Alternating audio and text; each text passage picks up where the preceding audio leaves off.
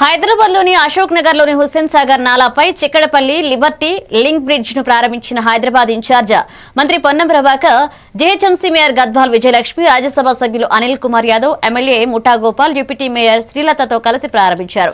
అనంతరం మంత్రి పొన్నం మాట్లాడుతూ కొత్త సంవత్సరంలో ప్రారంభించిన తొలి బ్రిడ్జి ద్వారా 10 నిమిషాలలోనే చిక్కడపల్లి నుంచి లిబర్టీ చేరుకోవచ్చన్నారు. 6 కోట్ల వ్యయంతో 2023లో ఈ పనులు ప్రారంభించారని చెప్పారు.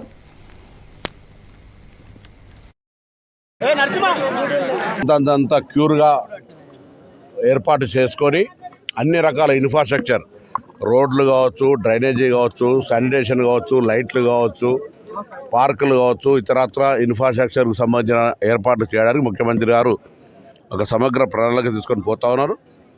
హైదరాబాద్ ఇన్ఛార్జ్ మంత్రిగా స్థానిక ప్రజాప్రతినిధులందరినీ కలుపుకొని హైదరాబాద్ నగరంలో ప్రజలకు మెరుగైనటువంటి జీవితం సౌకర్యాన్ని కలిగజేసే విధంగా చర్యలు తీసుకోబడుతుంది. ఇది ప్రత్యేకమైనటువంటి ప్రాధాన్యతగా ఈ హైదరాబాద్ స్టేట్ హెడ్ క్వార్టర్గా క్యూర్ అంటే రింగ్ రోడ్ లోపల ప్రాంతం కలిపిన తర్వాత ప్రపంచంలోనే అతిపెద్ద నగరంగా ఉన్నప్పుడు దానికి అనుగుణంగా సౌకర్యాలను కలిగజేసేటువంటి అంశం పట్ల కూడా ప్రభుత్వం చాలా చిత్తశుద్ధితో ఉంది.